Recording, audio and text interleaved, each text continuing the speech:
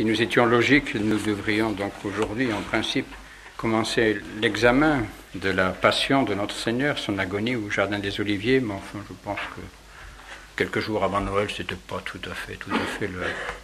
Ça viendra, on le fera un jour, mais je pense que pour la période de Noël, c'était pas tout à fait adapté, donc j'ai pensé qu'il était peut-être mieux de revenir un petit peu sur ce que nous avons rapidement parcouru la fois précédente, pour examiner non plus les faits, les actes, les événements qui ont marqué ce jeudi saint, mais essayer un petit peu de scruter, de réfléchir un petit peu quelques instants sur les paroles, les ultimes paroles, les dernières paroles de notre Seigneur Jésus-Christ, qui sont très, très sans doute parmi les plus belles que nous ayons de lui, hein, ça nous le disions déjà.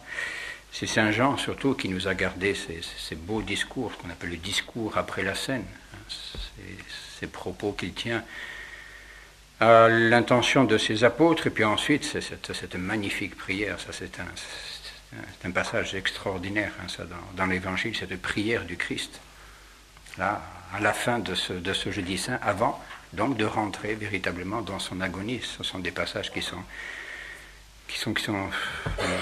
voilà quoi. Bon, lisez-les tout simplement. Ce sont tous les chapitres 14, 15, 16, 17 de Saint Jean. C'est très simple. Alors bien sûr, c'est peut-être un peu mystérieux, et c'est pourquoi il m'a semblé qu'il était peut-être utile de revenir pour essayer de comprendre un peu ce qui se cache derrière tout ça. Mais il faut revenir toujours un petit peu, hein, ce sont les derniers instants de Jésus-Christ. Bien sûr, il y aura encore l'agonie, les procès, la montée au calvaire, mais enfin, ce sont les derniers instants qu'il vit véritablement avec ses amis. Et donc c'est là, je dirais normalement, presque naturellement, bien qu'il épanche, vous voulez, tout ce qui reste un petit peu dans son cœur, dans son âme, tout ce qu'il ne leur a pas encore dit. Il leur a dit déjà beaucoup de choses pendant sa vie, mais il ne leur a pas encore tout dit. De toute façon, on ne peut pas tout dire. Quand on est Dieu, il y a des limites à tout. Les hommes ne peuvent pas tout recevoir, tout entendre, tout comprendre. Mais là, on sent vraiment, sur les derniers débordements, hein, du cœur de Jésus, à l'intention de ses apôtres et à l'intention de nous tous, à l'intention de l'Église, à l'intention de chacun d'entre nous. C'est pourquoi je crois qu'il est important quand même de les connaître. Je pense que vous les avez déjà lus. Lisez-les, relisez-les. Oui, ces chapitres-là nous éclairent et nous donnent peut-être l'ultime lumière avant la grande lumière de la croix, bien sûr, qui sera l'achèvement de la révélation du Christ. C'est les grandes lumières donc sur la raison justement de l'incarnation de notre Seigneur. Pourquoi est-il venu? Mais c'est au moment où il va finalement accomplir sa mission, où il va accomplir l'œuvre que son Père lui avait donnée à accomplir, eh bien qu'il nous dit un petit peu pourquoi il est là. Et pourquoi est-il là? C'est pour la gloire de son Père. C'est pour l'amour de nous et la gloire de son Père. Il n'y a pas d'autre raison. Il ne faut pas se casser la tête à pourquoi Dieu s'est-il dérangé? Pourquoi Jésus-Christ s'est-il incarné? Pourquoi la deuxième personne de la Sainte Trinité s'est incarnée pour vivre parmi les hommes et mourir sur la croix? Ce n'est pas pour autre chose que pour l'amour et la gloire de son Père. Et donc, l'amour de nous également. Mais ça, c'est inclus, ça fait partie de l'amour de son Père. Ça fait partie de la gloire de son Père. La gloire de son Père, eh bien, c'est que son plan d'amour se réalise. Et si l'amour de Dieu arrive à aboutir à ce à quoi il tend, à ce qu'il cherche, eh bien, Dieu est glorifié, ça y est. Voilà. Il a réussi son œuvre, si l'on peut dire. Et le salut des âmes, notre salut, donc, tout cela est ordonné justement à la gloire de Dieu. Tout ça, c'est pour la gloire de Dieu. Oui. Et c'est cela, bien que Jésus-Christ nous révèle un peu dans ces derniers entretiens avec ses apôtres. Hein, il nous révèle donc un petit peu la raison ultime de son incarnation. Et puis même, il nous dévoile un petit peu, il lève un petit peu le voile sur les grands secrets de la Sainte Trinité. Et c'est la grande révélation qui n'est pas faite de façon explicite. Hein, c'est Saint Jean qui nous le dira dans sa première épître, hein, où là vraiment il nous dévoile ce qu'est Dieu, ce qu'est son Père. Et cette grande révélation, et que Saint Jean donc, nous exposera en une phrase très très simple, très courte, bon, que vous connaissez tous, hein, Dieu et charité. Voilà. Alors, notre Seigneur ne le dit pas explicitement dans ces entretiens-là, mais c'est là quand même. Il nous parle de l'amour, il nous parle de la gloire, etc. Il n'a que cela, on dirait, sur les lèvres, parce qu'il n'a que cela dans son cœur. C'est tout ce qu'il veut dire à ses apôtres comme dernier message. Ouais. Eh bien, c'est que son Père les aime. Et que lui aussi il les aime, et il les aime pour l'amour de son Père, et il les aime pour la gloire de son Père, et il veut la gloire de son Père, et il veut être glorifié, il veut que tout le monde soit glorifié, etc. C'est là un petit peu, je dirais, ce qu'il y a vraiment au fond du cœur de notre Seigneur, et c'est ce qu'il y a au fond du cœur de Dieu. Ouais. Je pense qu'il n'est pas inutile justement de nous rappeler un petit peu pour bien comprendre cela, et qui est Jésus-Christ, justement, qui est cet homme qui passe ces quelques instants, ces quelques heures avec ses apôtres. Hein. Qui est Jésus-Christ, le Christ, hein, qui est justement la grande révélation de Dieu. Il ne faut jamais perdre de vue cela. Hein. Dieu se révèle en Jésus-Christ, par Jésus-Christ. Et le Christ lui-même, Jésus-Christ en lui-même, même s'il s'était tu, ouais, même s'il n'avait rien dit pendant ces 33 années de vie terrestre, eh bien, aurait suffisamment parlé de son Père. Ne serait-ce que par ce qu'il est. La beauté, la majesté, la puissance, la sainteté de cet homme. Rien que cela, déjà, c'est une révélation de Dieu, une révélation de son Père. Parce qu'il est Dieu. Il suffit que Dieu se montre, que Dieu se manifeste, et bien voilà, pour que Dieu soit révélé aux hommes. Et Jésus-Christ est la manifestation de Dieu. Dieu est la révélation de Dieu. Dieu se montre à nous. Voilà. Comment? En Jésus-Christ. Jusque-là, personne n'avait jamais vu Dieu. Personne n'a jamais vu Dieu. Bon, des figures, des images, le buisson ardent, mais tout ça, ce sont des figures que le bon Dieu a voulu prendre pour essayer de se faire deviner d'une certaine façon, alors que Jésus-Christ est Dieu, et donc, qui a vu Jésus-Christ voit véritablement Dieu, a vu Dieu. Voilà. Et à la limite, ça suffit. Oui. Et c'est là justement la place vraiment irremplaçable, fondamentale hein, de notre Seigneur Jésus-Christ dans notre vie, dans la révélation, dans l'Évangile, etc. Et c'est pourquoi quiconque méprise Jésus-Christ, quiconque ignore Jésus-Christ, ben finalement méprise Dieu et ignore Dieu. On ne peut pas connaître Dieu sans connaître Jésus-Christ. Ça n'est pas possible. On ne peut pas aller à Dieu sans passer par Jésus-Christ. Parce qu'il est Dieu. Et c'est Jésus-Christ lui-même qui le dit, justement dans ses derniers entretiens, c'est au chapitre 14, oui, quand il répond à l'apôtre Philippe, hein, nous avons vu ça, Philippe qui dit, mais enfin, montrez-nous le Père. Mais nul ne vient au Père que par moi. Si vous m'aviez connu, vous auriez connu mon Père. Voilà. Si vous m'aviez connu, vous auriez connu aussi mon Père. Celui qui m'a vu, a vu aussi le Père. Celui qui m'a vu a vu le Père. Voilà. Parce que le Père et moi, nous sommes un. Identité de nature, identité de substance, co-substantielle. Deux personnes différentes sans doute, mais c'est la même nature, la même substance, l'unicité de Dieu. C'est là, on dirait, la première raison d'être de l'incarnation. Saint Jean nous l'a dit au début de son évangile, c'est un petit peu après ce que nous lisons à la fin de la messe. Dieu, personne ne l'a jamais vu. Dieu, personne ne l'a jamais vu. Le Fils unique qui est dans le sein du Père, c'est lui qui nous l'a fait connaître. Voilà. Ipse enaravit. Il nous l'a raconté. Le Fils qui est dans le sein du Père nous l'a raconté, il nous l'a narré, il nous l'a dit. Oui. Voilà.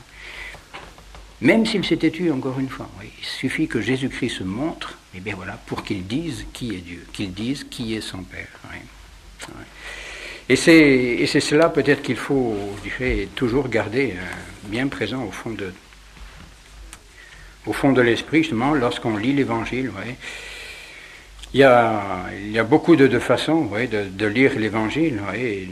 Il est sûr que pour connaître le Père, pour connaître Dieu, on peut très bien se contenter de scruter un petit peu, d'étudier, d'analyser ce que Jésus-Christ a dit, ce qu'il a fait, etc. Bon, il a dit ceci, il a dit cela, bon, puis essayer d'expliquer un petit peu dans l'enseignement de Jésus, voir un petit peu ce que ça signifie, ce que ça veut dire. Bon, très bien, ça c'est possible, vous voyez.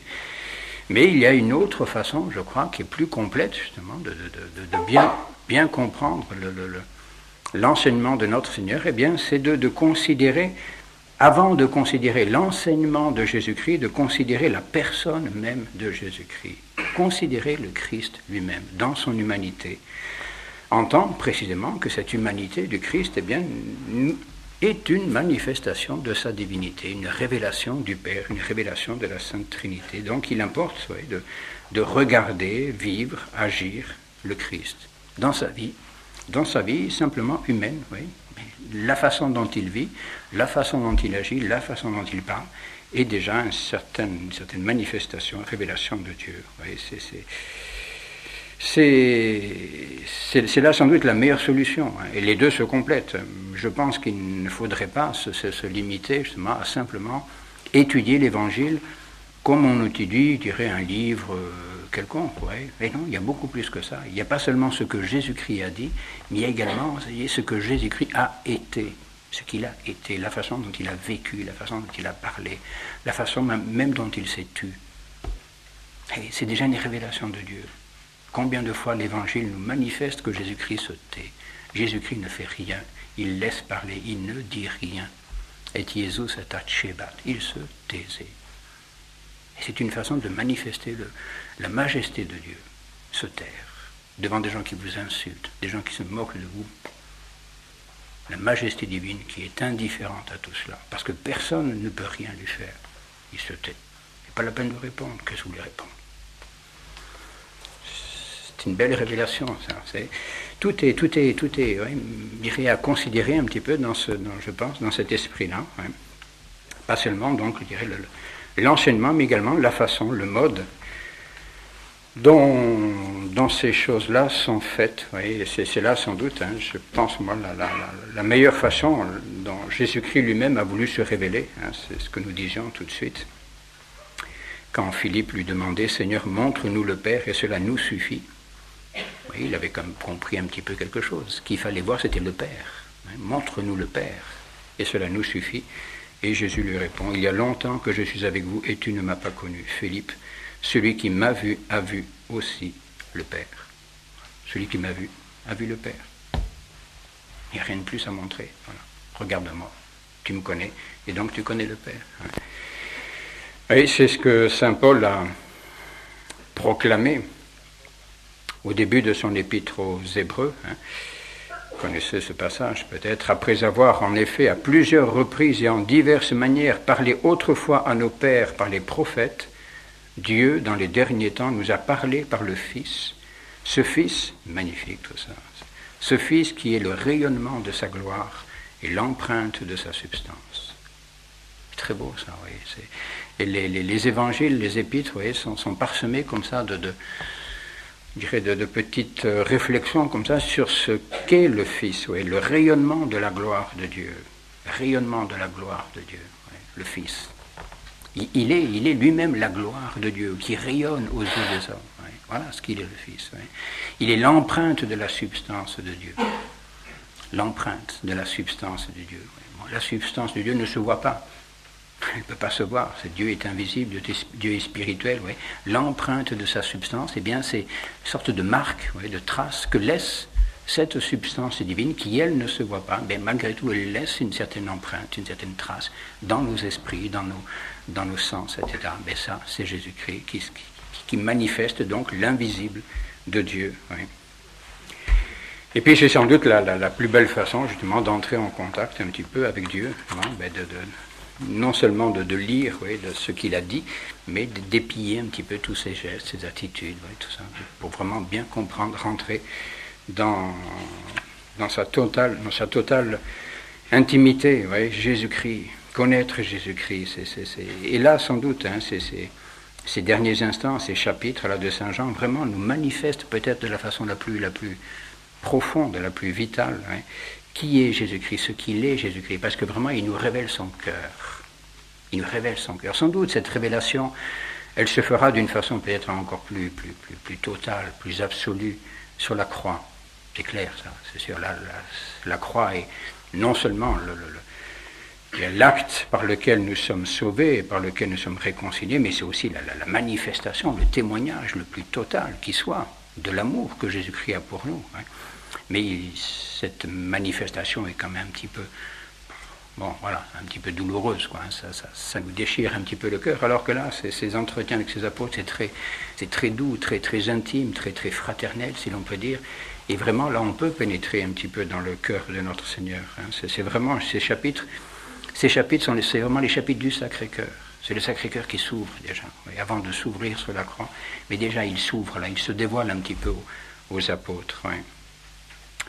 Oui, Jésus-Christ, disions-nous, qui est donc l'empreinte de la substance de Dieu. Mais il y a d'autres, les évangélistes aiment, les auteurs sacrés aiment justement chercher un petit peu, multiplier toutes ces images. Oui. C'est l'Ancien Testament qui nous parlait même de la candor lucis éternelle, la splendeur de la lumière éternelle, en parlant de la sagesse, qui est le Verbe de Dieu, hein, la splendeur de la lumière éternelle.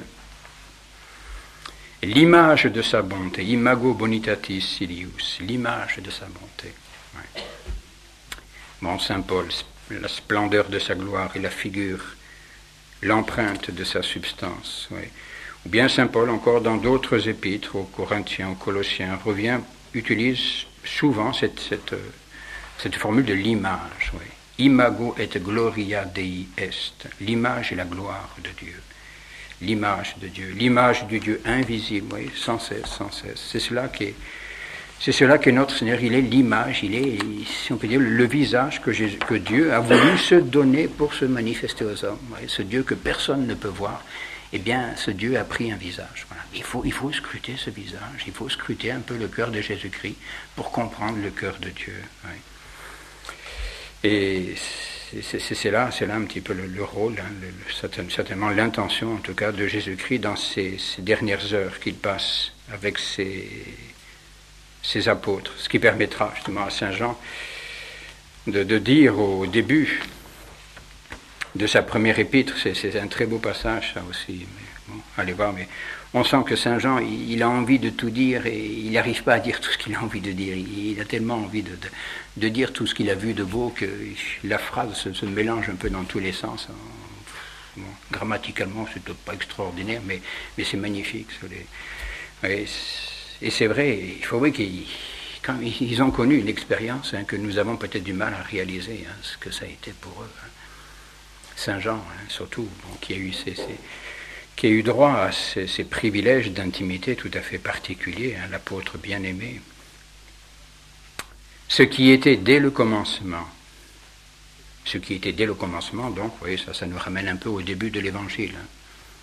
Bon, au début de l'Évangile de Saint Jean. Ce qui était dès le commencement, ce que nous avons entendu, ce que nous avons vu de nos yeux, ce que nous avons contemplé, ce que nos mains ont touché du Verbe de vie.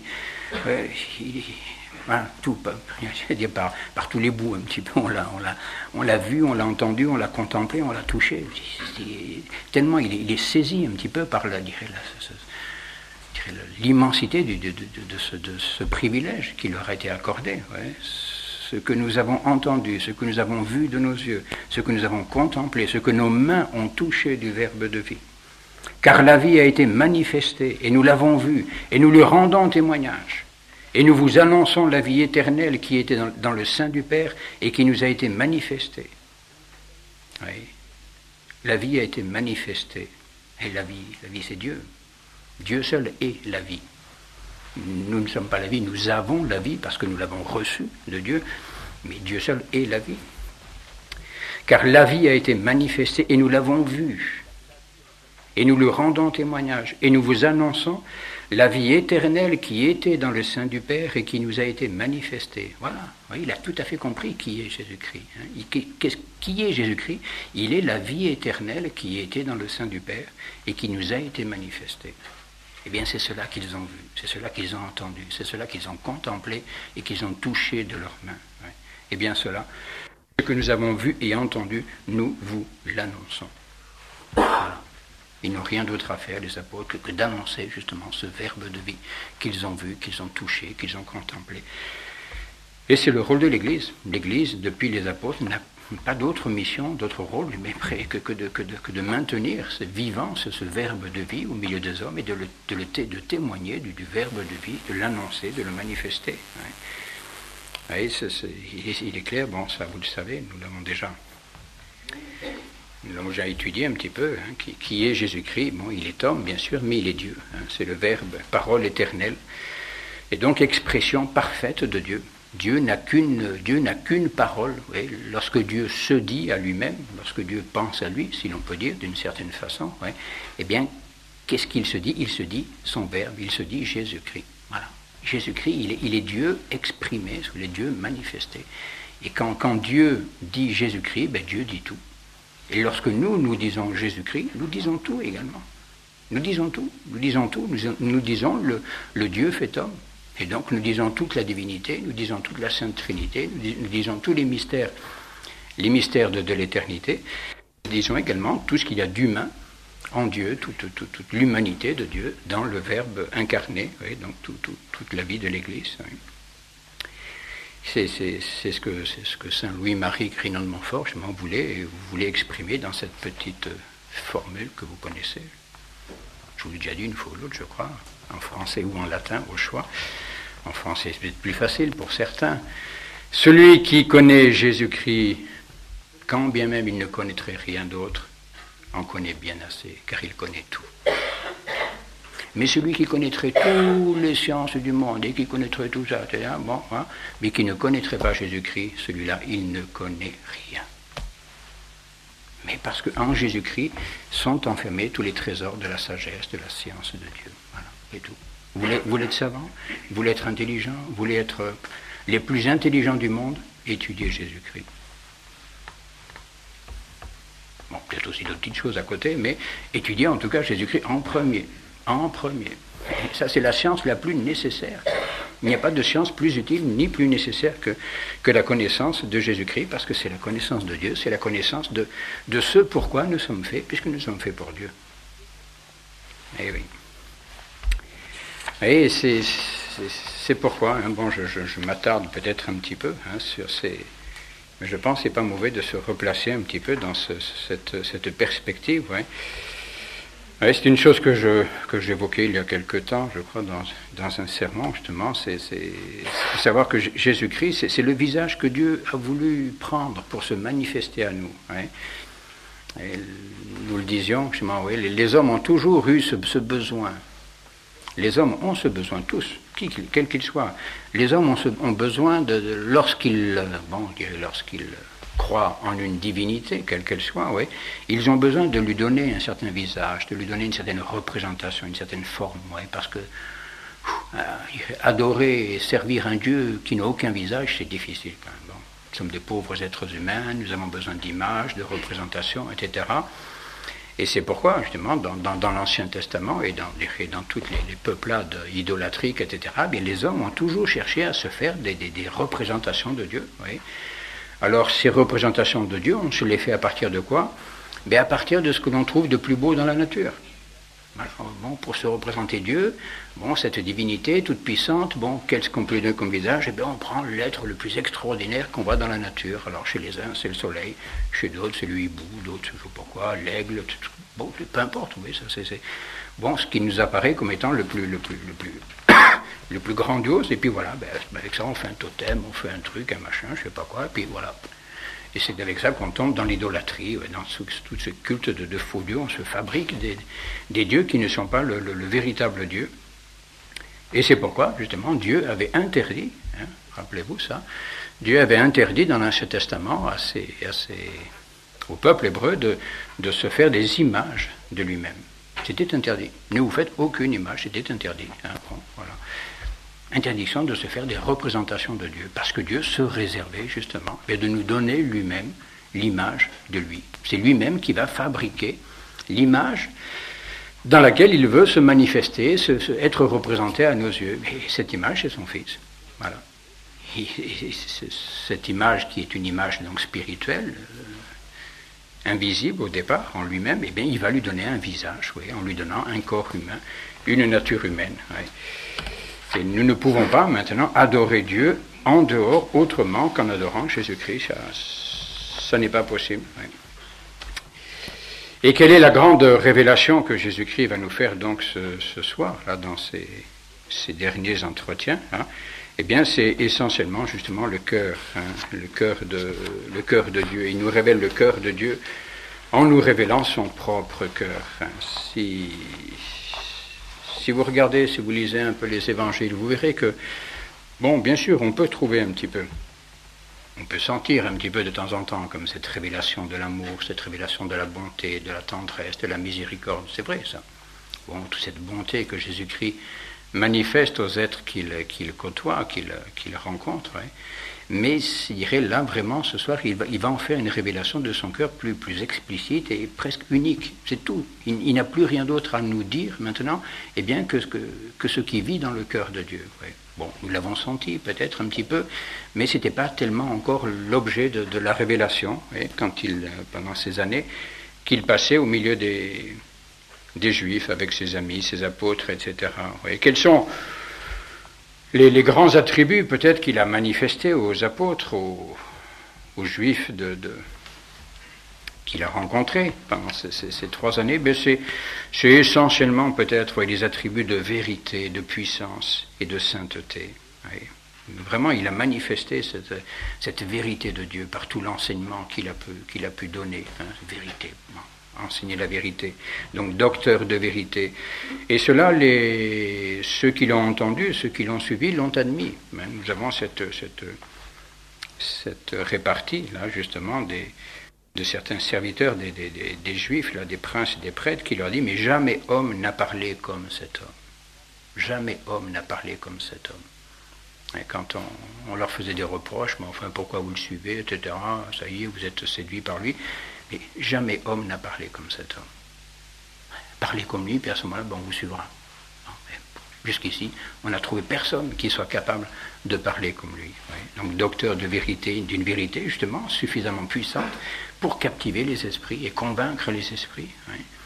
Donc, docteur de vérité, mais également, bien sûr, la puissance de Dieu, ça, c'est le thaumaturge qui apparaît en notre Seigneur, tous ces miracles, ces prodiges, ces guérisons, etc., tout ce que nous avons considéré un petit peu, oui, c'est cette puissance vraiment qui transparaît dans toute la vie de Jésus-Christ. Et qui même, vous voyez, a un petit peu terrorisé à certains moments Saint-Pierre, par exemple. Saint-Pierre est un petit peu effrayé, d'une certaine façon, par cette puissance qu'il voyait en Jésus-Christ. Hein. Éloignez-vous de moi, Seigneur, car je suis un pécheur. Toute puissance, c'est moi. Éloignez-vous un peu de moi. Hein. Il y a cette réflexion, cette répartie de Saint-Pierre, bon, vous voyez, on comprend très bien que ça vienne un petit peu de cette sorte d'impression, devant la toute-puissance qui se manifeste en Jésus-Christ, mais également peut-être de ce troisième attribut qui transparaît dans toute la vie de Jésus-Christ, c'est celui de la sainteté, c'est clair, c'est la sainteté de Jésus-Christ. Cet homme qui traverse comme ça les pécheurs qui traversent les hommes sans être souillés par quoi que ce soit, sans être atteints par le moindre trouble, la moindre tentation, etc. Bon, le démon lui tourne autour, c'est vrai, mais grande majesté, grande puissance pour repousser ses assauts. Donc la sainteté de Jésus-Christ, qui lui permet justement de lancer cette invitation, si l'on peut dire, à ses ennemis, leur lancer un peu ce défi, mais qui de vous me convaincra de péché ? Qui de vous me convaincra de péché? Et puis voilà, puis tout le monde s'est tu. Personne, bien sûr, n'a rien trouvé à lui opposer. Oui. Vous voyez, ces 3 attributs de vérité, puissance et sainteté, je ne sais pas si... Vous voyez, ce sont ceux, par exemple, que chante la liturgie de l'Église pendant l'Avent, la préface de l'Avent, bon, qui est une préface spéciale, un petit peu particulière, propre, vous voyez. Justement, ce sont ces trois attributs que l'Église aime chanter dans ce temps de l'Avent. Préface de l'Avent, il est vraiment digne et juste, etc. De vous rendre grâce, par Jésus-Christ notre Seigneur que vous avez promis, ô Dieu miséricordieux et fidèle, pour être le sauveur du genre humain perdu par le péché, afin que sa vérité instruise les ignorants, que sa sainteté justifie les impies, et que sa force, sa virtus, fortifie les faibles. Vous voyez, donc la vérité, la sainteté et la puissance de Jésus-Christ. Oui. Alors tout cela est vrai, c'est déjà considérable. Hein.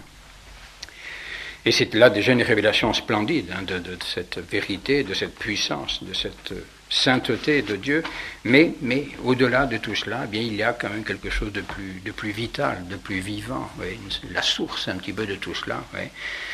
précisément bien le cœur de Dieu. Ce que les apôtres n'avaient pas encore tout à fait compris, vous voyez, il n'est pas encore, on dirait, discerné, vraiment percé le cœur de Jésus-Christ dans ses ressorts ultimes. Vous voyez. Ils avaient vu sans doute, ils avaient été témoins de sa puissance, témoins de sa sainteté, témoins de son zèle, de sa passion pour la vérité, pour la justice, etc. Ils avaient pu contempler sa douceur, sa bonté, sa patience, sa miséricorde. Mais il y a encore une chose qu'ils n'avaient pas encore sentie, qu'ils n'avaient pas perçue, et bien précisément c'est cette source. Oui. Cette source qui est le cœur de Jésus-Christ, qui est l'amour qui est au principe de tout. En Dieu, le point de départ, le principe, le ressort ultime, c'est toujours l'amour. La charité, plus exactement. Et c'est pourquoi il n'y a pas de plus belle définition de Dieu que celle que nous donnera Saint Jean. Dieu est charité. Deus caritas est. Quand on a dit ça, on a tout dit sur Dieu. Tout dit. Deus caritas est. Dieu est charité. Bon, ben là, après, il s'agit de savoir ce que c'est que la charité. Bon, bien sûr, c'est facile de dire Dieu est charité, ça c'est bien sûr, mais alors comprendre et mesurer un petit peu ce que cela signifie, comment Dieu nous a aimés, comment Jésus-Christ nous a aimés, voilà ce qu'est la charité. Et la charité, ce n'est pas autre chose, ce n'est pas aimer autrement que Dieu, autrement que Jésus-Christ. Alors comment nous a-t-il aimés? Et c'est cela, justement, bien que Jésus-Christ nous dévoile dans ces derniers moments, dans ces derniers instants, à tel point, c'est très touchant, et ça peut paraître un peu surprenant, que précisément, à la fin du chapitre 16 de Saint Jean, c'est-à-dire Saint Jean au verset 29 et 30, donc un petit peu avant que Jésus-Christ, justement, commence sa grande prière, avant que Jésus-Christ s'adresse à son Père, donc il leur a parlé, il leur a donné ses commandements de l'amour. Bon, on a vu un petit peu rapidement ces choses-là, quand Jésus-Christ leur a dit déjà, je vous donne un commandement nouveau, que vous vous aimiez les uns les autres, que vous vous aimiez les uns les autres comme je vous ai aimé. Et il revient tout le temps, et il répète tout ça, etc. Et ensuite, qu'est-ce qu'il leur dit encore? Eh bien, si vous m'aimez, gardez mes commandements. Vous voyez, toujours cette notion, cette pensée de l'amour, là, cette importance de la charité. Si vous m'aimez, gardez mes commandements. Celui qui a mes commandements et qui les garde, c'est celui-là qui m'aime. Celui qui a mes commandements et qui les garde, c'est celui-là qui m'aime. Vous demandez si vous aimez le bon Dieu. Eh bien, regardez. Et des fois, on dit, mais est-ce que j'aime le bon Dieu, est-ce que je ne l'aime pas? C'est pas toujours facile, c'est vrai. Et trop souvent, justement, on a du mal à le savoir parce qu'on s'imagine que l'amour de Dieu, ça doit nous faire des trucs là au fond de l'âme. Mais non, pas du tout. C'est pas des émotions, c'est pas des chatouillis ou des choses comme ça. C'est pas ça. C'est pas ça, aimer Dieu. Aimer Dieu, c'est pas du tout ça. C'est pas éprouver des sensations, des sentiments agréables ou tout. Non, absolument pas. Celui qui a mes commandements et qui les garde, c'est celui-là qui m'aime. Voilà. Qu'est-ce que vous faites des commandements de Dieu? Est-ce que vous les gardez? Est-ce que vraiment vous en vivez de ces commandements de Dieu? Voilà. Ce que Dieu nous a dit, ce qu'il nous a enseigné, est-ce que nous l'accomplissons avec générosité? Voilà. C'est cela, aimer Dieu. C'est pas autre chose. Et alors la récompense, eh bien, nous l'avons vu déjà, c'est très beau. Et si quelqu'un m'aime, donc il gardera ma parole, et alors mon Père l'aimera, et nous viendrons en lui, et nous ferons chez lui notre demeure. Voilà, ça c'est la récompense, si on peut dire. Dieu vient en nous à ce moment-là. Et venant en nous, il va nous aider en plus, vous voyez, bien, à accomplir ces commandements. Bon, ces commandements que nous accomplissons avec nos limites, nos faiblesses, etc., mais avec notre bonne volonté, tout l'amour qui est en nous, bien, Dieu vient en nous pour nous faciliter leur accomplissement. Et puis, voilà, et puis nous porter un petit peu vers une plus grande sainteté. Et quel est le résultat? Quelle est la finalité? Quel est l'aboutissement de tout cela? Eh bien, c'est la paix. Je vous laisse la paix, je vous donne ma paix. Et l'amour, la fidélité à l'amour et la fidélité à l'accomplissement des commandements de Dieu, eh bien, nous conduit nécessairement à la paix. Nécessairement à la paix. Une âme en paix, c'est une âme qui est sûre, qui est certaine, qui a au fond d'elle-même cette certitude de faire ce qui plaît à Dieu. C'est ça la paix. La paix, c'est pas encore une fois, c'est pas une sorte de facilité, de vie douce, tranquille, c'est pas ça la paix. On peut être dans une grande paix intérieure au milieu des plus grandes souffrances, des plus grandes afflictions. C'est vrai ça. Mais on connaît des gens comme ça, des âmes qui sont dans des souffrances terribles, des souffrances physiques, morales, spirituelles, tout ce qu'on peut imaginer. Ça existe, la souffrance. Hein. Bon, mais qui sont au fond de grandes souffrances, mais dans une paix extraordinaire, inaltérable. Pourquoi? Eh bien, parce qu'ils savent que c'est la volonté de Dieu. Et que cette volonté de Dieu, bien ma foi, elle est bonne, et donc ils s'y soumettent. Voilà. Ils sont contents de faire la volonté de Dieu, et ils sont dans la paix. Tout en pleurant, peut-être. Ça, c'est possible, c'est permis de pleurer. Hein. On peut pleurer, mais on est dans la paix. Parce qu'il n'y a pas de révolte, il n'y a pas de désaccord avec Dieu. Ouais. La paix, le nœud, si on peut dire, de la paix, c'est l'accord avec Dieu. Aussi longtemps qu'on est d'accord avec le bon Dieu, on est en paix. Et la paix s'en va dès qu'on n'est plus d'accord avec lui. Pourquoi le bon Dieu fait comme ci, pourquoi le bon Dieu fait comme ça, c'est pas bien, il devrait faire autrement. C'est fini. Terminé. La paix, elle est partie. Mais qui l'a fait partir? Et vous, c'est pas le bon Dieu. C'est pas le bon Dieu qui l'a fait partir. Hein. Eh oui. Ça, c'est le fruit, l'effet de l'amour, justement, et de la fidélité à l'amour, précisément, eh bien, c'est la paix. Ouais. Et toujours, donc, notre Seigneur revient sans cesse hein, sur cette pensée-là qui est vraiment au fond de lui-même sans cesse. Hein, c'est l'amour. Hein. Et à tel point, d'ailleurs, qu'au moment de quitter le cénacle, hein, nous l'avons vu rapidement, afin, le prince de ce monde vient, et il n'a aucun droit sur moi, mais il vient, pourquoi est-ce qu'il vient? Et Jésus-Christ va le laisser venir, il va permettre au démon de venir pour l'assaillir. Pourquoi? Afin que le monde sache que j'aime le Père. Voilà. Que le monde sache que j'aime le Père. Il faut qu'il le sache. Ouais. Et comment est-ce que je vais leur manifester que j'aime le Père? Eh bien, en acceptant la volonté du Père. Voilà. Mais il vient afin que le monde connaisse que j'aime le Père et que je fais ce que le Père m'a ordonné. Alors, levez-vous et sortons d'ici. Et qu'est-ce qu'il va faire? Eh bien, il va montrer au monde combien il aime le Père. Et combien, aimant le Père, il les aime, il nous aime, nous aussi. Hein. Donc, tous ces entretiens hein, tournent, vraiment, c'est l'idée centrale hein, de tout cela, c'est l'amour. Hein, cet amour qu'il faut avoir pour Dieu, cet amour qu'il faut avoir pour les uns pour les autres. Hein. Et ensuite, eh bien, notre Seigneur étant sorti, donc, nous avons vu cette allégorie de la vigne, hein, où Jésus-Christ manifeste quelle doit être l'unité qui doit être réalisée entre nous et lui. Et quel est le lien de cette unité?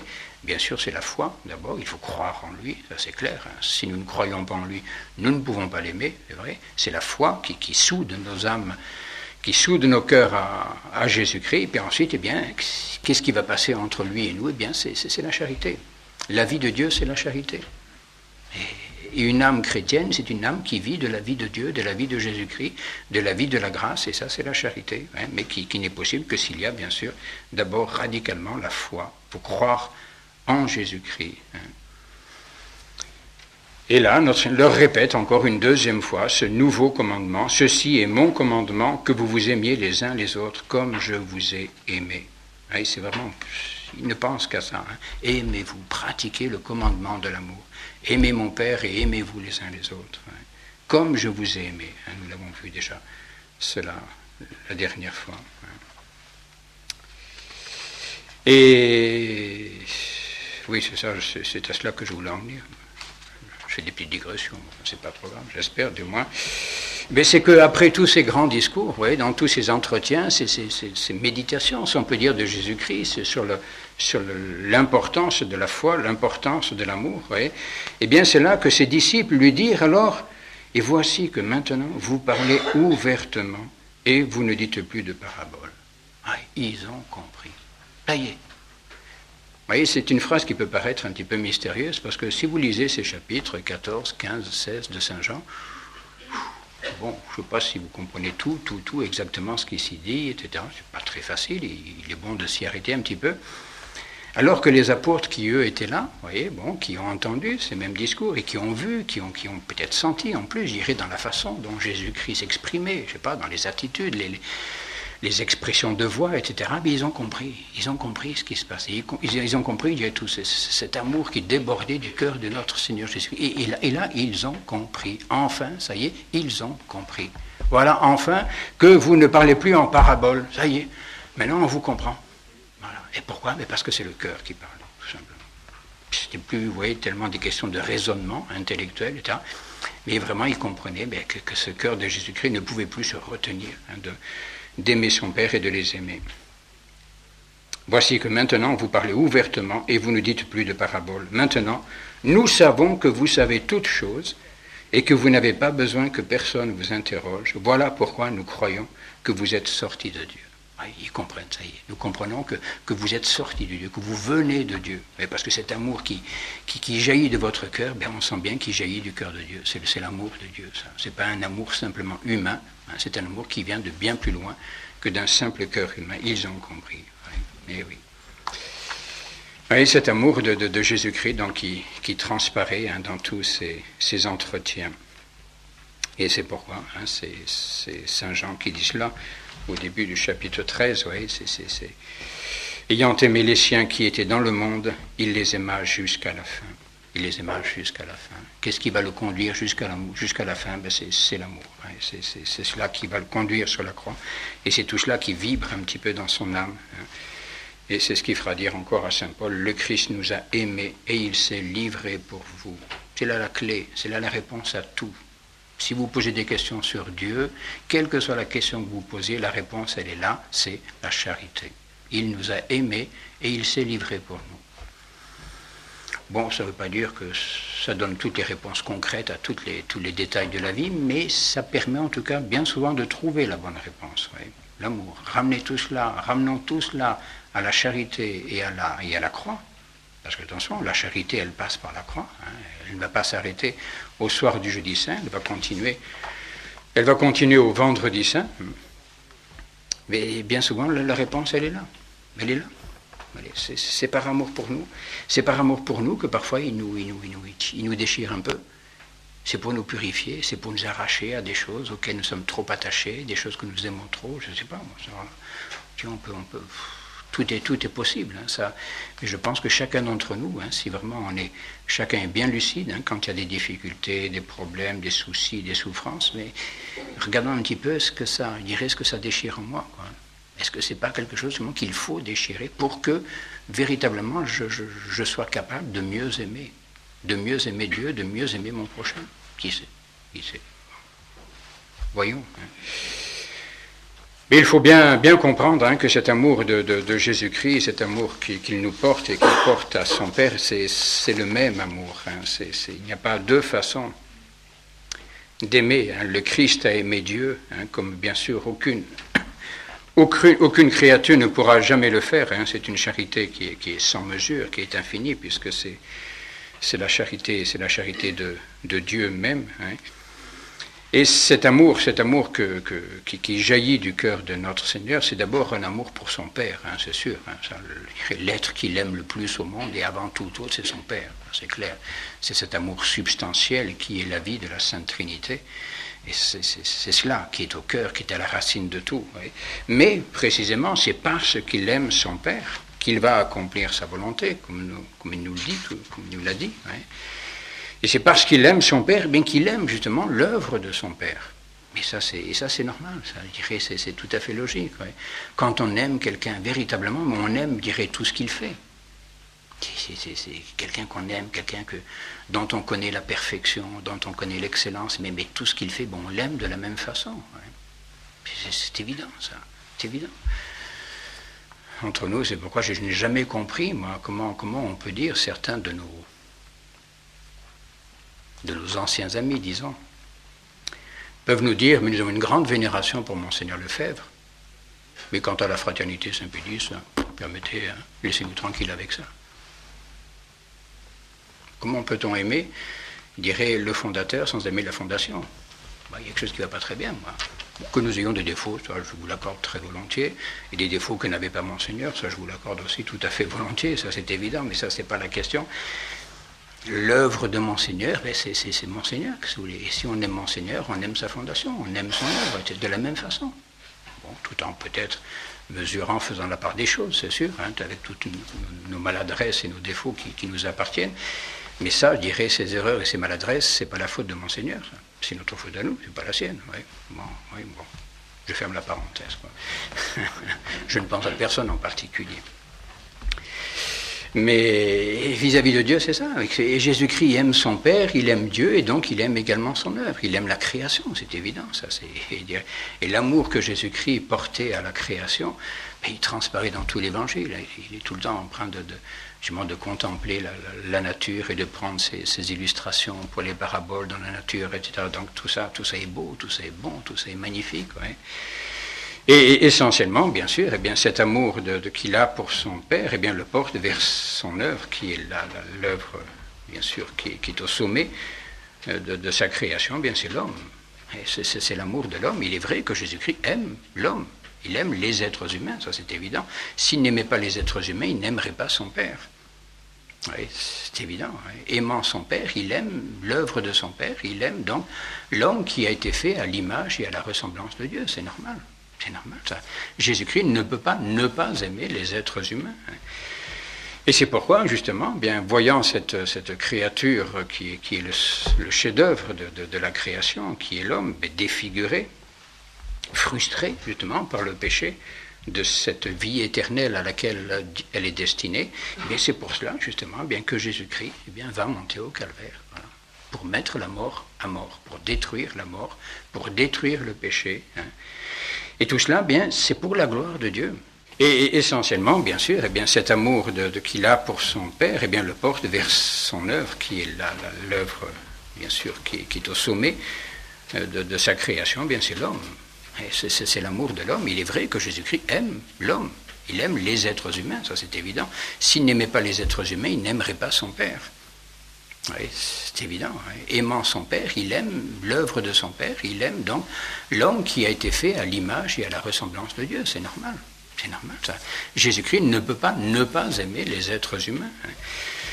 Et c'est pourquoi, justement, voyant cette créature qui est le chef-d'œuvre de la création, qui est l'homme, défiguré, frustré, justement, par le péché de cette vie éternelle à laquelle elle est destinée, c'est pour cela, justement, que Jésus-Christ va monter au calvaire, voilà, pour mettre la mort à mort, pour détruire la mort, pour détruire le péché. Et tout cela, c'est pour la gloire de Dieu. Tout cela, c'est pour la gloire de Dieu. Si le Christ monte au calvaire, si le Christ va mettre à mort la mort et le péché, etc., c'est pour la gloire de Dieu, afin que son œuvre, que l'œuvre de Dieu ne soit pas, manquée de façon définitive. C'est pas possible, vous voyez, que cette œuvre merveilleuse qui avait été créée par Dieu, soit défigurée pour toujours. Non, il faut restaurer tout ça, il faut réparer tout cela. Et toute la vie du Christ, est consacrée à la glorification de son Père. Et c'est ce qu'il nous révèle, justement, dès le début de cette prière sacerdotale. Père, je vous ai glorifié sur la terre. J'ai achevé l'œuvre que vous m'avez donnée à faire. J'ai manifesté votre nom aux hommes que vous m'avez donnés. Je leur ai fait connaître votre nom et je le leur ferai connaître, afin que l'amour dont vous m'avez aimé soit en eux et que je sois moi aussi en eux. Oui. Voilà, là je dirais c'est peut-être le résumé, le cœur de cette prière sacerdotale. La gloire, Jésus-Christ a glorifié son Père. Oui. Il a achevé l'œuvre qu'il lui a donnée à faire, il a manifesté son nom, il leur a fait connaître son nom. Et quel est le nom de Dieu ? C'est notre Père. Il leur a manifesté la paternité de Dieu. Voilà la grande révélation que Jésus-Christ nous a fait de son Père. C'est qu'il est non seulement le Père, son Père à lui, mais également notre Père à nous. Et nous pouvons lui dire notre Père, et même nous devons lui dire notre Père. Nous ne devons pas dire autre chose à Dieu que notre Père. Oui. Je leur ai fait connaître votre nom, afin que l'amour dont vous m'avez aimé, voyez, cet amour donc qui unit le Père au Fils, voyez, soit en eux, et que je sois moi aussi en eux. Voyez, que tout cela, finalement, nous vivions tous de la même vie, vous, moi et eux. Voilà, tous réunis dans la même vie, afin que là où je serai, eux aussi, ils soient avec moi. Voilà le but de Jésus-Christ, que tous les hommes le rejoignent dans son éternité, le rejoignent dans la gloire de Dieu pour la gloire de son Père. Voilà. C'était la volonté de Dieu, c'est la volonté de Dieu que tous nous passions notre éternité dans sa gloire. Voilà ce que veut Jésus-Christ aussi. Ouais. Il ne veut rien d'autre que cela, se soumettre à la volonté de Dieu, glorifier son Père en lui ramenant tous ses enfants égarés. Et finalement, vous voyez, ce discours, cette prière sacerdotale, ces entretiens après la scène, ne font que nous développer d'une certaine façon, ou nous rappeler, nous ramener un petit peu à cette intention qui était la toute première intention de Jésus-Christ au moment de son incarnation, ce que saint Paul nous dit dans l'Épître aux Hébreux. Le Christ, en entrant dans le monde, dit, voilà quelle a été la première pensée, si l'on peut dire, la première parole de Jésus-Christ au moment de son incarnation. Qu'est-ce qu'il dit à son Père? Le Christ dit en entrant dans le monde, vous n'avez voulu ni sacrifice ni oblation, mais vous m'avez formé un corps. Vous n'avez agréé ni holocauste, ni sacrifice pour le péché. Tout ça, c'était l'Ancien Testament, et qui finalement, c'était insuffisant, bien sûr. Des sacrifices insuffisants, dérisoires. Alors, j'ai dit, me voici. Je viens, ô Dieu, pour faire votre volonté. Voilà. Vous m'avez formé un corps, ouais, et me voici, je viens pour faire votre volonté. Ce corps que vous m'avez formé, eh bien voilà quelle va être l'hostie du sacrifice, du véritable sacrifice. Ouais. Celui qui est le seul capable justement de racheter, de réparer. C'est en vertu de cette volonté, continue saint Paul, c'est en vertu de cette volonté que nous sommes sanctifiés par l'oblation que Jésus-Christ a faite une fois pour toutes de son propre corps.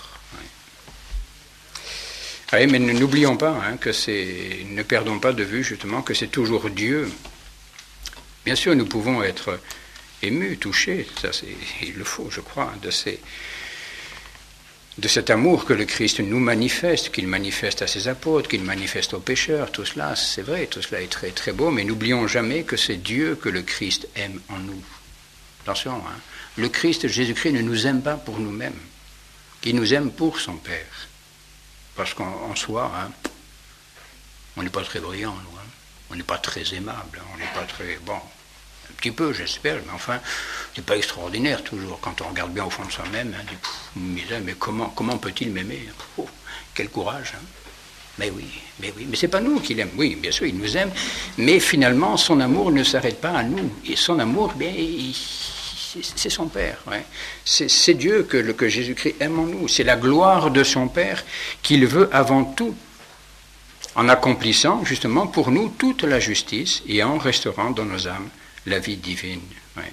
Voilà, c'est pour son Père cela, c'est pour son Père qu'il nous aime. Et c'est précisément parce qu'il aime son Père, Dieu sans mesure, que le Christ nous a aimés jusqu'à se livrer à la mort et à la mort de la croix par obéissance à son Père. Tout ça, c'est parce qu'il aime son Père, bien plus que nous. Oui. Christus. Le Christ nous a aimés et s'est livré lui-même pour nous-mêmes. Il a été fait, vous le savez, connaissons cela, nous le chantons pendant les 3 grands jours saints. Le Christ s'est fait obéissant jusqu'à la mort et à la mort de la croix. Mais n'oublions pas que cette mort de la croix, elle est pour nous, sans doute, mais elle est surtout et essentiellement pour son Père. C'est pour la gloire de son Père, c'est pour l'amour de son Père. Oui, donc cette première, je crois, considération qu'il faut retirer un petit peu, cette première pensée peut-être qu'il faut retirer de ces lectures des derniers entretiens de notre Seigneur. Mais il y a une deuxième, donc c'est celle de l'amour, simplement la charité, qui est au cœur, qui est au centre de la vie de Jésus-Christ. C'est ce souci justement de la charité, cet amour de Dieu qui anime toute sa vie, cet amour de son Père qui anime toute sa vie, et cet amour de son Père qu'il veut nous enseigner, qu'il veut nous manifester. Il nous le commande, cet amour, il nous prescrit d'aimer son Père, de l'aimer, parce que ça doit être notre vie comme c'est la sienne. Et que si nous n'aimons pas notre Père, nous ne pourrons pas vivre comme lui et avec lui. Il n'y a pas de salut possible s'il n'y a pas la foi, bien sûr, mais s'il n'y a pas aussi cet amour de Dieu. Ce n'est pas possible. La foi toute seule ne suffit pas. La foi est nécessaire, elle est première, c'est évident. Si nous ne croyons pas, ce n'est pas la peine. Mais la foi toute seule ne suffit pas, il faut aussi aimer. Et l'amour, c'est précisément garder les commandements, garder la parole, pratiquer les commandements. Ce sont donc les œuvres. Il n'y a pas d'amour véritable sans les œuvres. Il n'y a pas de foi véritable plutôt sans les œuvres. La foi sans l'amour, c'est du cinéma, c'est du baratin. dit Baratin, ce ne sont pas tous ceux qui me disent Seigneur, Seigneur, qui rentreront dans le royaume des cieux, mais celui qui fait la volonté de mon Père. Voilà celui qui rentre au royaume des cieux. Donc il faut croire dans son Père, bien sûr, mais ensuite il faut faire sa volonté. C'est pas tout de dire mon Dieu, je vous aime. Pardon. C'est pas tout. Ça suffit pas. Bon, je veux bien qu'on le dise, attention, c'est pas défendu de le dire, hein, mais le dire c'est bien, mais il faut l'accomplir. Et aimer Dieu, c'est faire sa volonté, c'est accomplir ses commandements. Sinon, c'est pas la peine. C'est de l'hypocrisie. Et c'est facile d'être hypocrite. On est tous un peu hypocrites. Plus ou moins. Pas trop, j'espère, mais qu'est-ce que vous voulez? Eh oui, examinons nos actes, examinons nos œuvres. Qu'est-ce que nous faisons? Voilà. Comment nous vivons? Eh oui. Donc l'amour, hein, première pensée. Je crois que j'avais évoqué la question il y a peut-être 2 ans, je ne sais plus très bien. Oui. Il me semble que dans ces grandes prières, ces grands entretiens de Jésus-Christ après la scène, il y a trois thèmes qui apparaissent, hein, essentiellement. Le premier thème, bien sûr, celui dont nous venons de parler, c'est l'amour, justement, c'est la charité. Ouais. Et ça, on pourra en parler pendant des heures et des heures, mais enfin, faire attention. Et le deuxième thème, et qui est peut-être encore plus central, justement, nous l'avons évoqué un petit peu, c'est celui de la gloire. La gloire. Là aussi, vous voyez, cette pensée revient très souvent et va revenir alors encore plus dans ce dernier chapitre, le chapitre 17, ouais, qui est la prière sacerdotale de Jésus-Christ. Alors là, c'est vraiment, il y a l'amour encore, toujours, bien sûr, mais il y a aussi essentiellement la gloire. Ouais. Et puis, mêlé à tout cela, nous l'avions dit, je crois, bon, je ne pense pas que nous ayons le temps de le traiter, mais c'est pas bien grave, ça se sent plus que... Bien, c'est je dirais, une troisième thème, c'est celui de la tristesse. Oui. On sent quand même toujours au fond de cette âme de Jésus-Christ une tristesse. Oui. Parce qu'il aime, bien sûr, ça c'est clair, il veut que nous aimions. Il est tout tendu vers la gloire de son Père, et puis malgré tout il y a cette tristesse. Tristesse, et bien devant les échecs. Les échecs de l'amour de Dieu. Les âmes qui se ferment. Judas, bien sûr, ça c'est clair, c'est celui qui est là, ou qui était là il y a quelques instants. Oui. Et puis il y a aussi ce monde qui se ferme à Dieu, ce monde qui refuse Dieu, ce monde qui est Dieu, qui poursuit Dieu de sa haine, et ce monde pour lequel Jésus-Christ ne peut pas prier. C'est terrible ça, je ne prie pas pour le monde. Et là, on sent vraiment, là aussi, ouais, au fond du cœur de Jésus-Christ, une sorte de souffrance. Ouais. Une sorte de souffrance, et bien de voir qu'il y a des âmes qui s'excluent finalement de son amour, qui s'excluent de la rédemption. Des âmes pour lesquelles il ne peut plus prier, finalement. Il veut leur salut, pourtant, mais il ne peut plus prier parce que c'est elle qui refuse, c'est elle qui échappe, qui s'évade, oui, qui refuse sa prière. Oui. Alors, qu'est-ce qu'il voulait qu'il fasse? Oui. Eh oui. Et je ne prie pas pour le monde, c'est terrible ça. Hein. Alors attention, hein. Bon, dans cette question du monde, bon, il y a peut-être dans l'Évangile, on peut évoquer la chose rapidement. On peut être un peu surpris parfois justement par cette sorte de mépris du monde qui est manifesté dans l'Évangile ou bien dans certaines épîtres. Elle n'aimait pas le monde, mais rien de ce qui est dans le monde. Mais attention, hein, le monde a 2 sens hein, dans l'Évangile. Il y a d'abord le monde qui est aimé de Dieu, le monde qui est soumis à Dieu, le monde qui est docile à Dieu, le monde qui se prête à l'action de Dieu. Vous voyez, ça c'est le monde, je dirais, normal, tout simplement. Le monde qui reconnaît son Créateur. Ouais. Et c'est pourquoi Jésus-Christ, Saint Jean, Jésus-Christ peut dire, hein, Dieu a tellement aimé le monde. Hein, Dieu a tellement aimé le monde qu'il lui a envoyé son Fils unique. Voilà, très bien, mais ça c'est le monde...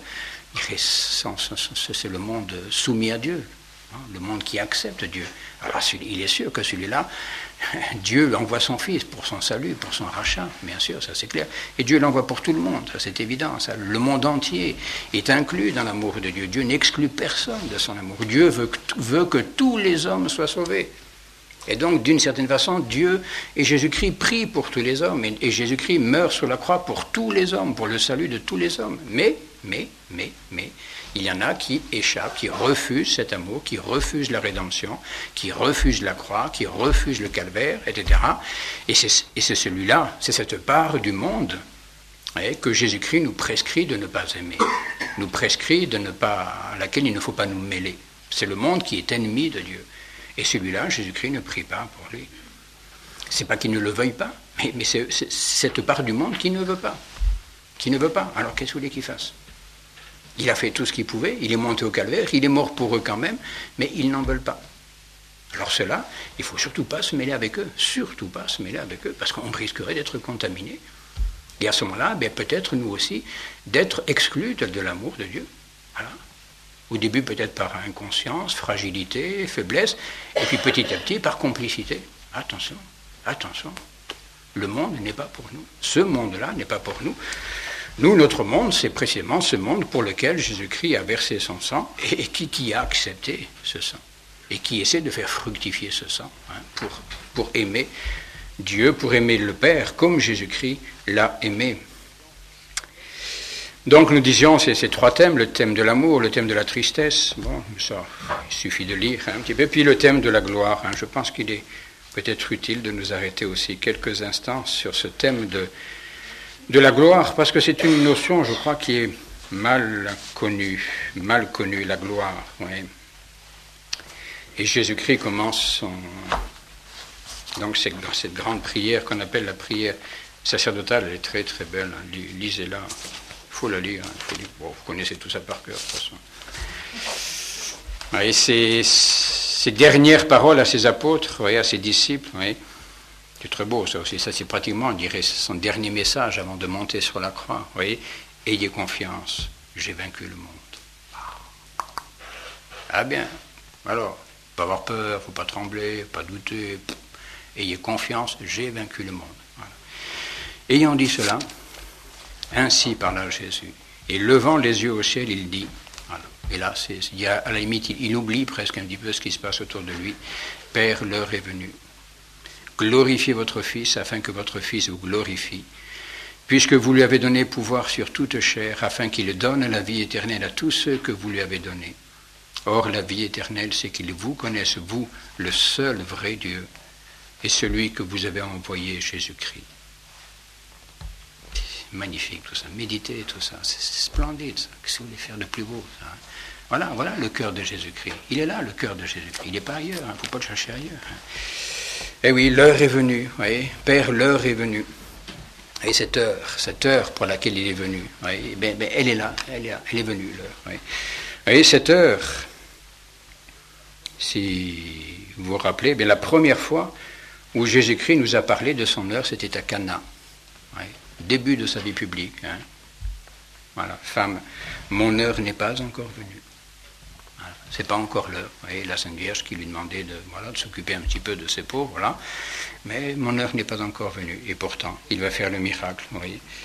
Un peu plus tôt aussi, au chapitre 12 de Saint Jean, Jésus-Christ a encore évoqué son heure. Vous voyez, cette heure, c'est ce moment. Nous l'avons vu, Philippe vint, c'est gentil, qui veulent voir Jésus. Et Jésus-Christ répondit en disant, l'heure est venue pour la glorification du Fils de l'homme. Là aussi, c'est un passage très, très, pas très compliqué, mais qui peut étonner au premier abord. L'heure est venue pour la glorification du Fils de l'homme, donc la pensée de la gloire. L'heure de la gloire est venue. Et aussitôt, sur quoi enchaîne Jésus-Christ? En vérité, je vous le dis, si le grain de blé tombé en terre ne meurt pas, il reste seul. Mais s'il meurt, il porte beaucoup de fruits. Pensée de la gloire avec la pensée de la mort, indissociable dans l'esprit de Jésus-Christ. L'heure de la gloire est venue, et donc l'heure de la mort aussi. Et oui. Et puis se trouble dans l'âme de Jésus-Christ. Maintenant, mon âme est troublée, que dirais-je? Père, délivrez-moi de cette heure. On sent l'âme de Jésus-Christ qui est un petit peu déchirée entre ces deux, l'aspiration à la gloire et puis quand même la crainte de la mort. Et c'est la même chose, c'est la même heure. Alors bon, voilà.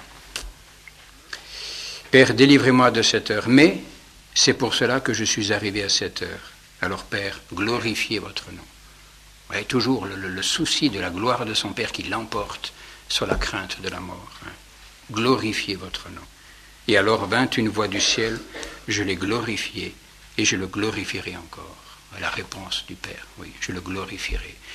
Et dans cette promesse de le glorifier, sans doute, il y a la gloire de la résurrection, il y a la gloire éternelle, ça c'est clair, mais il y a aussi la gloire de la croix. La gloire de la croix, car la croix est une gloire. Être capable de monter sur la croix, de monter au calvaire, eh bien c'est une gloire pour Jésus-Christ. C'est la plus grande gloire de Jésus-Christ, justement, que d'avoir été capable d'aimer à ce point-là. Ouais.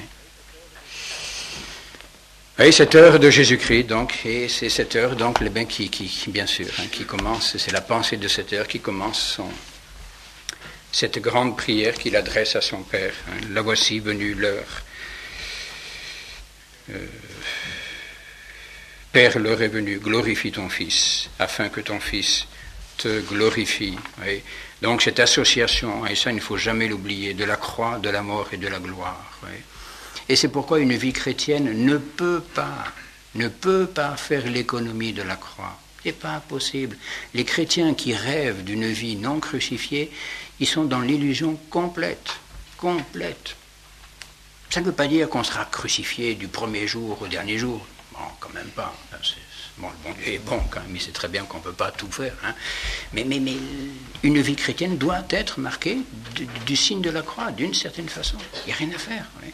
Si nous voulons évacuer la croix, nous voulons évacuer la gloire. Il n'y a rien à faire, ça. Celui qui refuse la croix refuse la gloire. Il la refuse pour Dieu, peut-être, mais il la refuse pour lui. C'est la même. C'est la même. La gloire de Dieu et ma gloire à moi, c'est la même. Ma gloire dans l'éternité, et ce sera le partage de la gloire de Dieu.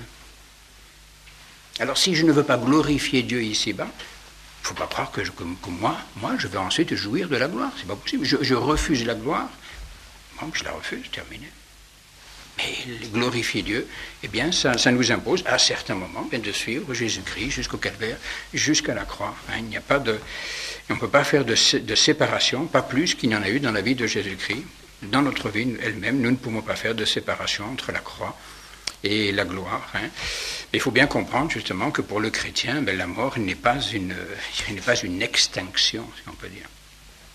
C'est ce que dit la préface des défunts. C'est très beau, très belle pensée. Hein. Pour les fidèles, la vie n'est pas détruite, mais elle est changée.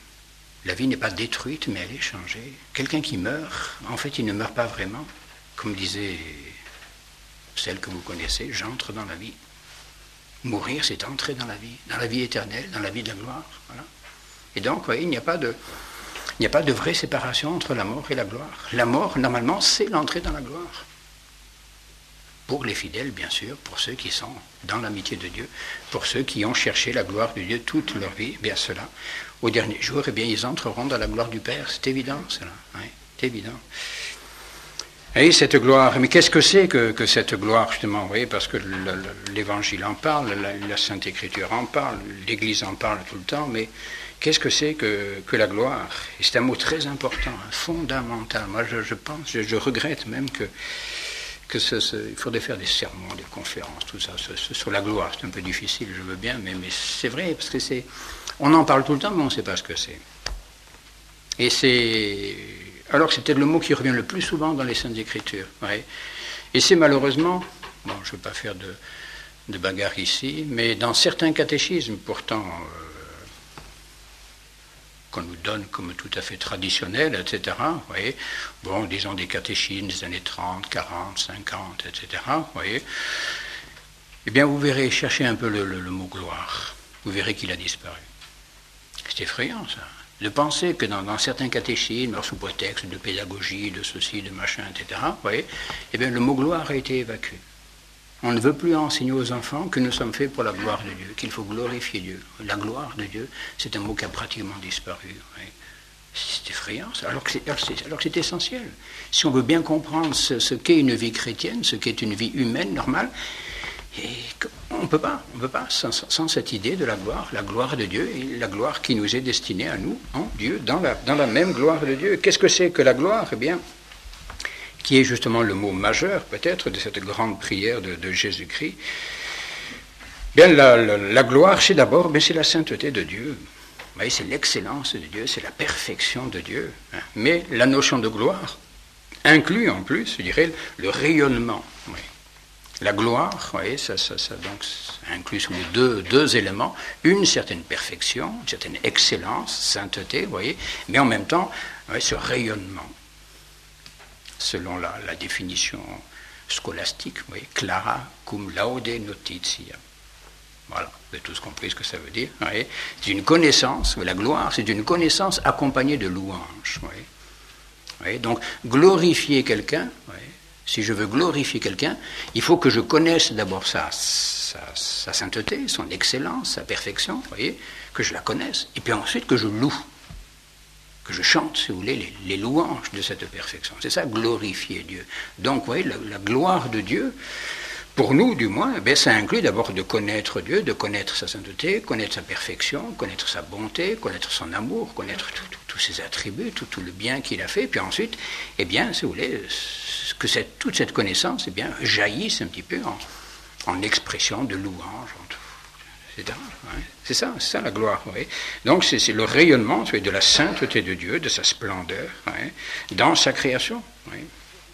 Dans sa création. Et si Jésus-Christ demande la gloire, oui, dans cette prière-là qu'il adresse, il demande d'être glorifié. Oui, c'est curieux cela. On peut peut-être un peu être surpris. Alors, voilà. Père, l'heure est venue, glorifiez votre Fils, afin que votre Fils vous glorifie. Oui. Glorifiez votre Fils. Voici que Jésus-Christ demande à être glorifié. Et qu'est-ce que ça veut dire pour lui être glorifié? Est-ce que c'est la pensée d'une gloire? Ben voilà, mon Père, admirez-moi, voilà, chantez mes louanges? Certainement pas, c'est évident. Hein. Glorifiez votre Fils. En fait, là, Jésus-Christ, oui, dans cette demande, glorifiez votre Fils, eh bien, il inclut, c'est pratiquement la synthèse de toute sa prière sacerdotale. Oui. Glorifiez votre Fils et glorifiez dans votre Fils tous ceux que vous m'avez donnés. Vous voyez, que tous, nous entrions dans votre gloire, nous entrions dans votre sainteté, dans votre perfection, dans votre bonheur éternel, oui, afin que votre Fils vous glorifie. Oui, afin que tous, donc le Fils, oui, quand il dit le Fils, c'est lui, plus ses apôtres et tous ceux qui croiront en lui. Ensuite, toute la prière sacerdotale va développer un petit peu cette pensée. Oui. Glorifiez votre Fils afin que votre Fils vous glorifie. Cette pensée de la gloire, il est évident que ce n'est pas une pensée égoïste, puisque Jésus-Christ, au contraire, dans l'Évangile, un peu plus tôt, nous a dit, c'était au chapitre 8 de Saint Jean, « Je ne cherche pas ma gloire. Je ne cherche pas ma gloire. » Oui. Cela veut dire que Jésus-Christ ne cherche pas une gloire autre que celle du Père. Il ne veut pas d'autre gloire que la gloire de son Père, ce Père qu'il a envoyé, car il n'y a qu'une gloire. Une seule gloire, c'est celle du Père, c'est celle de la Sainte Trinité, c'est celle de l'éternité. Oui. Et cette gloire que Jésus-Christ demande pour lui, il la demande bien sûr pour son humanité, il la demande également pour ses disciples qui l'entourent, ceux qui sont avec lui, là, et puis tous ceux qui croiront en lui, donc pour le reste du monde à venir, bon, tous ceux qui croiront en lui. Voilà la grande demande de Jésus-Christ. Ouais. Il va glorifier son Père et il demande, en échange, eh bien, glorifiez-moi. Mais glorifiez-moi et en me glorifiant, eh bien, glorifiez tous ceux qui croiront en moi. Mais donc c'est pour nous qu'il prie là. Quand il prie son Père, c'est pour nous déjà. Hein, glorifiez-moi. C'est pour nous qu'il demande cette gloire, hein,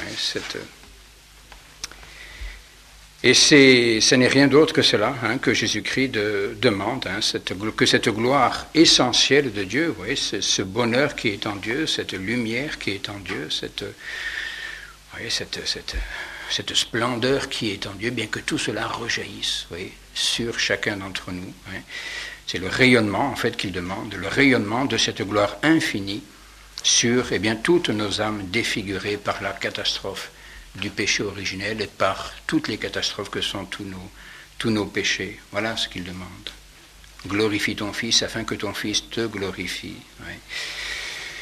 Et pour nous, il n'y a pas, bon, oui, c'est un petit peu toujours la même pensée, hein, qui revient. Hein, de même que nous ne pouvons pas aimer Dieu en dehors, croire en Dieu en dehors de la foi en Jésus-Christ, aimer Dieu en dehors de l'amour de Jésus-Christ, nous ne pouvons pas retrouver cette gloire perdue par le péché autrement que par Jésus-Christ. Il n'y a rien à faire. C'est en Jésus-Christ que Dieu a voulu reconquérir, si on peut dire, ressaisir toute l'humanité, toute son humanité.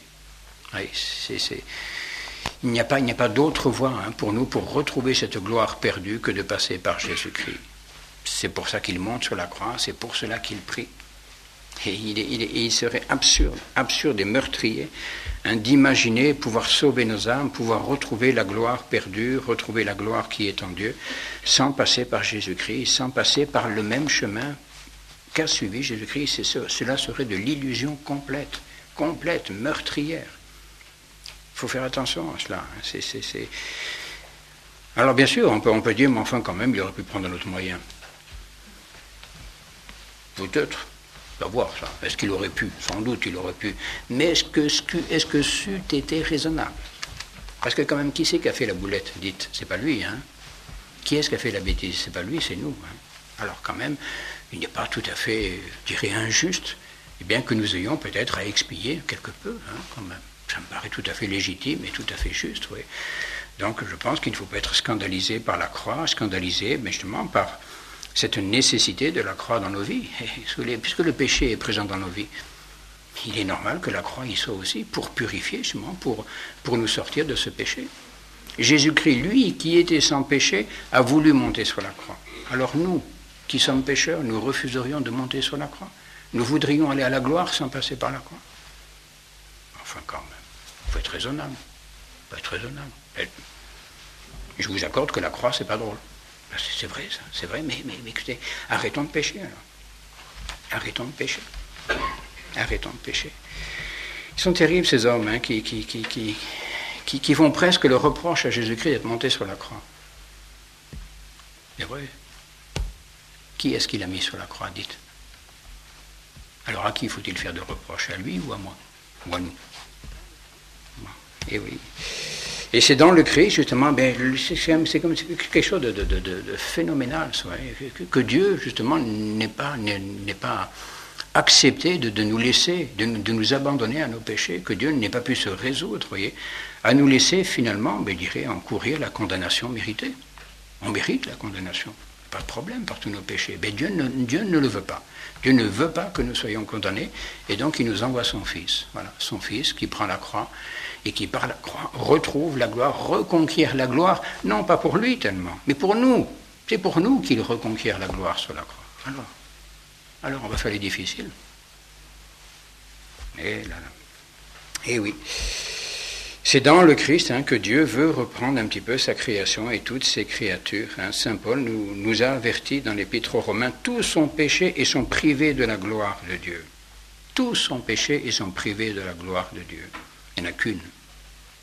Bon, vous savez qui, bien sûr, qui elle, n'a pas péché et qui, elle, aurait pu retrouver la gloire sans passer par la croix.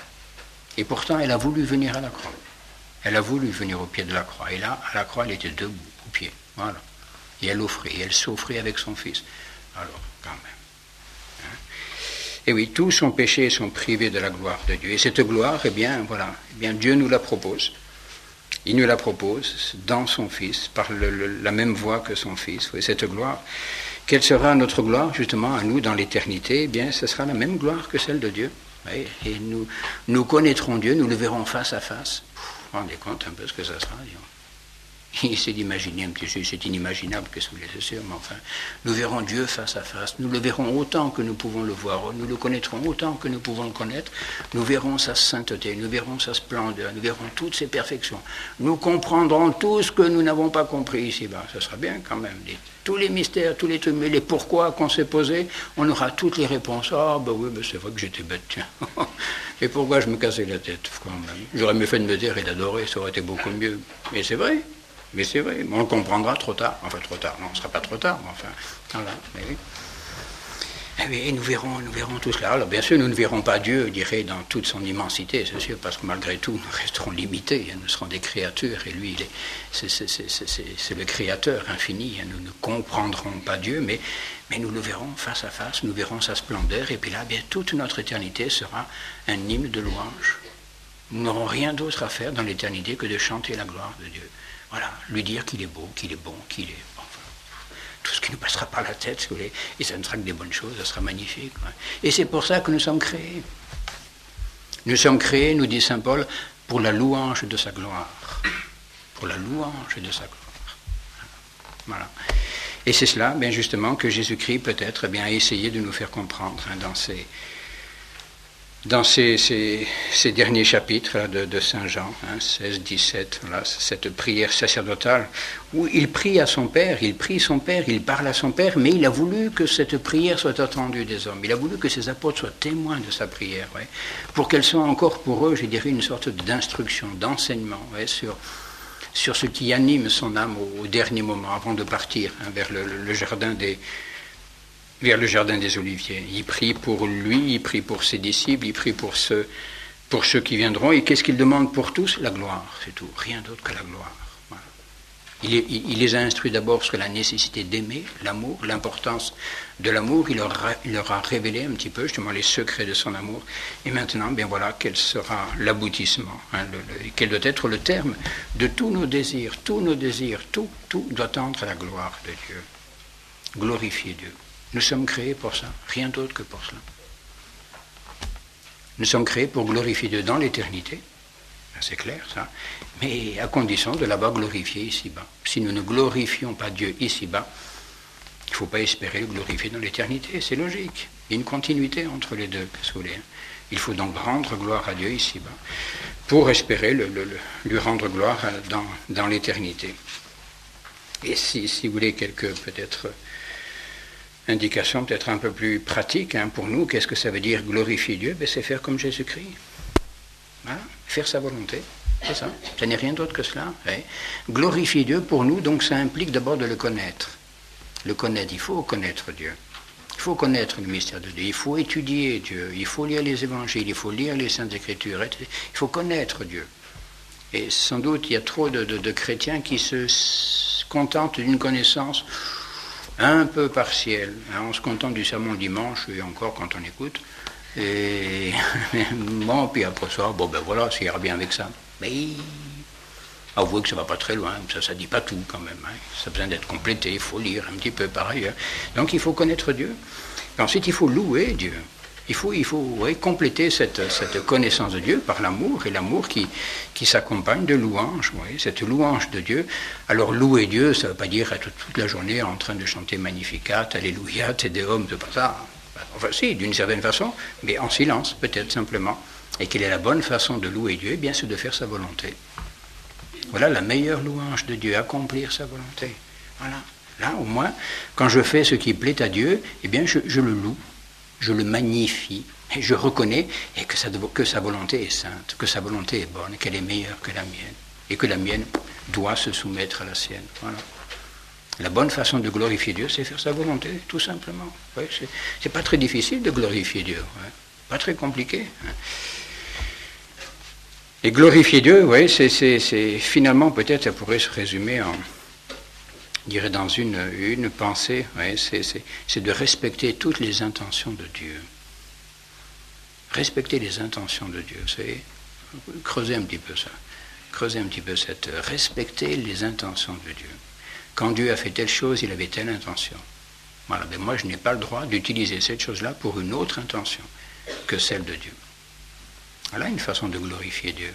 Respecter sa création, respecter la nature telle qu'il l'a faite, respecter la loi naturelle telle qu'il l'a faite, respecter toutes les volontés de Dieu inscrites dans la nature, dans la création, respecter les intentions de Dieu. Et le péché, bien souvent, le péché justement se ramène à ça. Le péché, c'est souvent, je dirais, avoir une autre intention que celle de Dieu.